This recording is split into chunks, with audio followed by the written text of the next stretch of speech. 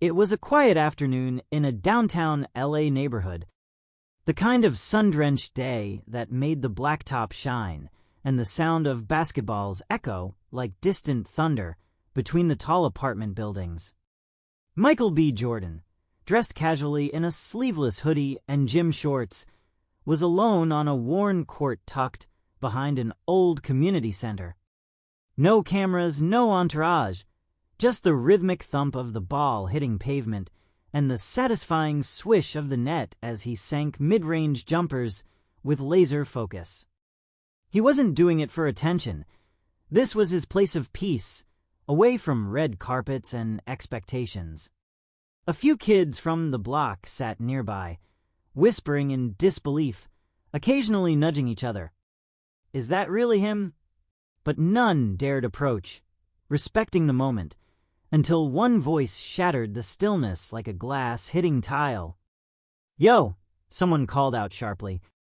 Michael paused, palm resting on the ball, and turned his head slowly. From the far end of the court, a lean teenage boy strutted toward him like he owned the place. Maybe 17 or 18, cap turned backward, hoodie half-zipped, and an attitude that screamed defiance. He stopped a few feet away and tilted his head. "Wanna run it? 1-on-1. Or you scared, bro?" Michael blinked. "Excuse me." The boy smirked, louder this time. "I said, let's go 1-on-1, loser." "What? You only act tough in movies." For a second, the court was dead silent. Even the breeze seemed to pause. Michael looked around, checking to see if maybe someone was filming this, a prank or something. But no one moved. The kid was dead serious. The younger ones on the benches stared, mouths half open. Michael tilted his head, eyes narrowing, not with anger, but with genuine surprise. "You talking to me?" he asked, gesturing to his chest. "You sure?" The boy stepped closer, bouncing his own ball now, cocky and careless. "Yeah, I'm talking to you, Creed. Thought you could shoot. Let's see it for real." A long second passed. Michael rubbed the back of his neck, then laughed, not mockingly, just amazed at the situation. He dribbled slowly toward the top of the key, nodding. "All right, you want it. You got it. Game 211. 1s and 2s. No blood. No foul." The boy grinned wide, showing a chipped tooth. "Let's go. I'm about to cook you in front of your little fans." One of the kids on the bench murmured, "This dude really crazy." Michael gave the ball to the kid to start. He didn't say anything else. No taunts, no trash talk. Just a calm smile and hands ready on defense. And then boom, the game began. The kid moved fast, way faster than expected. Quick crossover, step back, jumper, net. First point. Let's go. What did I tell you? "Too slow, man," the kid shouted, chest puffed up. Michael nodded, retrieving the ball without a word. Something flickered in his eyes, but he still looked relaxed, almost like he was waiting for something. The kid kept barking. "You ain't got it, man." All that Hollywood muscle and no game. The others on the sidelines were leaning forward now, hooked, waiting to see what would happen next. Something felt like it was building beneath the surface, an energy, a moment, but it hadn't exploded yet. Not yet, and that's where it gets good. Trust me, stick around. You don't want to miss what comes next. Michael stood still for a second, the ball now cradled under one arm, his brow furrowed as he stared at the kid like he wasn't sure if this was real life or some bizarre dream. "Wait. You're talking to me?" he asked again, pointing at himself, eyes narrowed with disbelief, his voice carrying a little more weight this time. The kid didn't blink. "Yeah, I'm talking to you." "Who else, huh?" "I said let's go. 1-on-1. Or you scared?" The silence returned for a beat, thick enough to cut. Michael slowly exhaled, a laugh escaping under his breath, still trying to wrap his head around the moment. "Wow," he muttered, shaking his head like he'd just seen someone run a red light on purpose. Okay. You sure about this?" The kid crossed his arms and nodded cockily. 100%, let's see if you can ball for real, or if it's all just that movie edit magic. Michael looked around again, scanning the court as if someone might jump out yelling prank. But the only audience was the group of kids still on the bench, now silent, eyes wide, locked into every twitch of movement. Michael sighed and passed the ball to the kid, dribbling backward a few steps to take his defensive stance. "All right, let's run it. Your ball." The kid grinned like he'd already won the game. No warm-up, no nerves. He dribbled once, twice, then launched into a fast crossover that actually caught Michael a little off guard. The kid stepped back, behind the arc, and drained the shot clean, net. Boom! "First point on the board!" he shouted, turning to the bystanders with his arms in the air. "Y'all see that? Man's a fraud." Michael just blinked, impressed despite himself. "Nice shot," he said, barely audible. The kid caught the ball and came at him again, this time with even more confidence. Quick jab step, another jumper rim, bounce in. 2 points. Let's go. "Man, you ain't ready for this." "You soft, bruh. That Hollywood training don't mean nothing on this court." Michael stood upright, letting the taunts wash over him. Still, no smack talk, just a quiet smile, as if he'd just remembered something important. The kid jogged backward after the bucket, beating his chest like a champ. "Call yourself an athlete? You can't even guard a high schooler," he yelled. Michael caught the ball from the rebound and held it, spinning it slowly on his finger. His smile widened, almost as if he was enjoying this a little more than he should have been. "You done?" he asked calmly. The kid waved a dismissive hand. "Nah, I'm just getting started. Keep up if you can, old man." The next play, the kid tried to go for the same move again, a quick left-hand dribble into a step back. But this time Michael didn't budge. He read the move like a book, sliding into perfect position, hand up, smothering the shot. The kid hesitated, trying to pass him, but Michael stole the ball clean. No foul. He turned, took one smooth step to the line, and drained a shot. No words, just the sound of the net whispering swish. The kid blinked, momentarily stunned. "Lucky," he mumbled, grabbing the ball and checking it again. All right. He came harder this time, more aggressive. Drove to the hoop with speed, trying to push past. But Michael met him at every turn. It was like hitting a wall that could move. Another steal, another bucket, then another, and another. No celebration, no flexing, just cold, clinical buckets. One by one, Michael's footwork was clean, fluid, decades of training showing through without even trying. Fadeaways, crossovers, reverse layups. The whole package. He wasn't playing angry, he was playing like he'd just flipped a switch and remembered exactly who he was. The score flipped quickly. The kid stopped trash talking. He was still hustling, still moving, but his swagger began to shrink a little with every miss, every turn, every time Michael snatched the ball away and scored like it was clockwork. A quiet murmur started building among the spectators. Whispers of disbelief. The energy shifted. It was no longer a funny challenge. It was a lesson in progress. Still, Michael didn't speak much. He just moved, eyes sharp, completely locked in. The kid made one final attempt at a flashy drive, spinning left then right, but Michael cut him off clean, snatched the ball mid-spin, and charged down the court. One quick crossover, a step back, and he nailed a deep two-pointer to end it. Game 11-2. The court was dead silent again. The kid stood there, breathing hard, hands on his knees, stunned. He wasn't even angry, just confused, like he couldn't process what had happened. Michael walked over slowly, bouncing the ball once before letting it roll to a stop at the kid's feet. He wasn't gloating. He didn't raise his hands. He just looked the kid in the eyes and said, "You've got heart, man. But next time, come correct."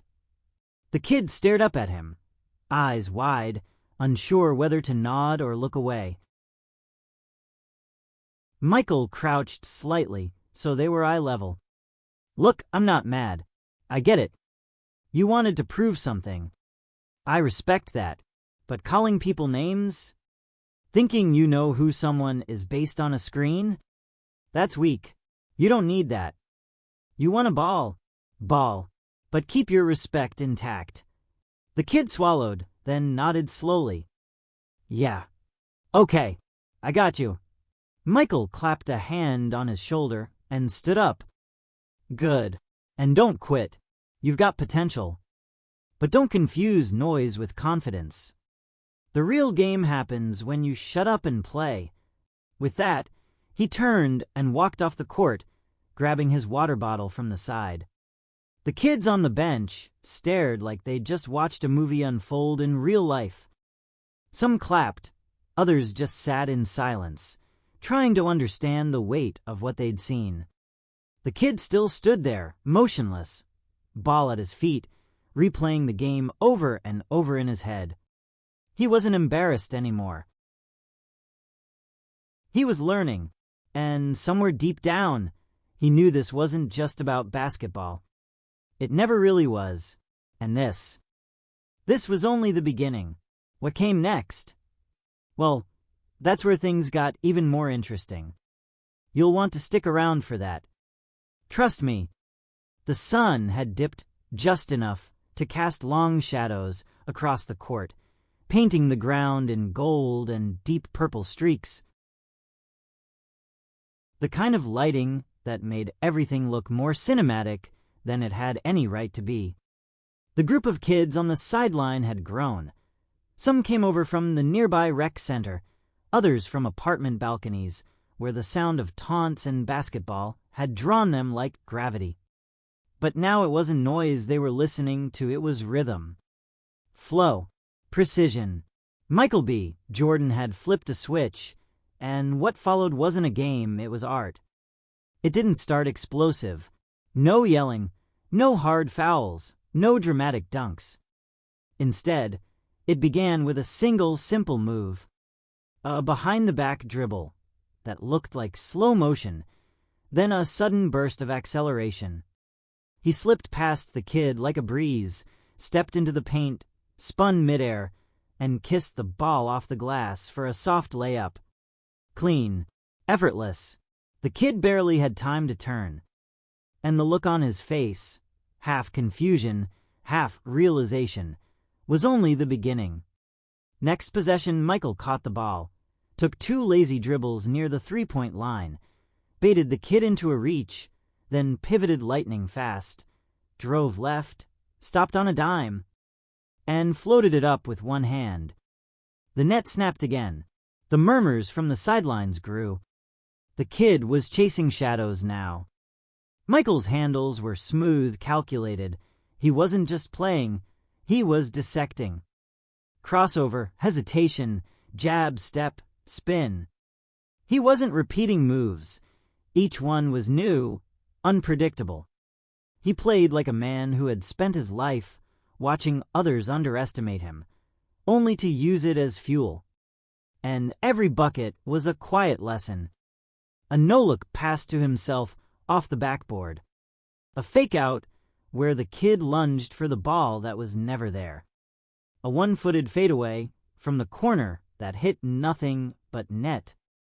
Even the most skeptical spectators had gone silent, now watching with mouths open. The kid's breathing had turned heavy. His steps were slower now. His confidence had shifted from explosive arrogance to quiet desperation. He wasn't trying to dominate anymore. He was trying to survive. After Michael's 9th point, the kid leaned over, hands on his shorts, sweat dripping down his temple, eyes wide with disbelief. He looked up at Michael, who stood tall, barely winded, spinning the ball on his finger like it weighed nothing. "Man, what are you?" the kid muttered. Michael smiled. Not smug, not mocking, just calm. "Just someone who loves this game," he said softly. "Same as you." The kid shook his head.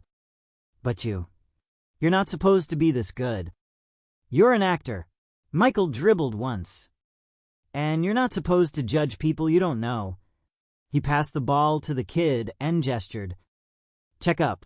The kid did, slower now. He was no longer playing to win. He was playing to learn. He tried to drive again, but Michael read every step, stole the ball clean, then dribbled backward, slowing it down. 1, 2 steps, then a sudden burst, a spin move that left the kid stumbling, and a smooth finger roll into the hoop. 10th point. The court buzzed with energy. Phones were out now, but no one was posting yet. They were too locked in, too afraid to miss the ending. Michael checked the ball, dribbled slowly, looking his opponent in the eyes. "One more," he said. The kid nodded, still panting, hands up, doing his best. Michael dribbled between his legs, stepped back, then forward, then faked a jumper. The kid jumped. Michael didn't shoot. He waited a split second, stepped under, and with one final flick of the wrist, dropped the ball through the hoop. Game. Silence. And then applause. Not wild, not concert level, but real. Respectful. Michael walked over to the kid, held out a hand, and pulled him up. The boy looked dazed, humbled, like someone who just realized how much he still had to learn. "I'm not mad at you," Michael said, gripping his shoulder. "I've been where you are. I've let ego talk before my game had a chance to speak." The kid looked down, embarrassed. "I was just trying to prove I belong out here." "You do," Michael said without hesitation. "But listen to me. You want people to respect you? Show them respect first. You came at me loud, throwing names. You called me a loser, but that ain't how the real ones move. The best players, they let the game speak. They don't need the noise." The kid swallowed hard, nodding slowly. "Yeah, you're right. I was wrong, man. I don't know. I thought if I beat you, people would notice me. Like I'd be someone." Michael looked him straight in the eyes. "You already are someone. But the question is, what kind of someone do you want to be? You want to be the loudest, or the one people remember because of how you play, how you carry yourself?" The kid didn't answer right away, but you could see something turning inside him. A flicker of self-awareness. Michael patted his back. "Keep playing. Don't quit. You've got skills. Just focus on the right things." Then he turned to walk away, but paused after a few steps. "And next time you call someone a loser, make sure you can back it up." The kids on the sidelines started clapping again, not because it was over, but because they understood what they'd just witnessed. It wasn't a celebrity dunking on a teenager. It was something else. A reminder. A humbling.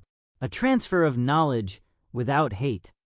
The boy stood in the center of the court, ball in his hands, looking up at the hoop like it had suddenly become a little taller, a little more meaningful.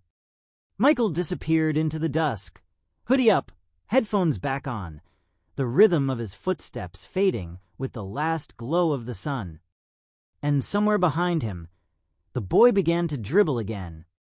Slower, smarter, quieter, but with more purpose. Because this wasn't the end. Not for him. Not for this court. Not for the story. Because sometimes all it takes is one lesson from someone you underestimated to change everything.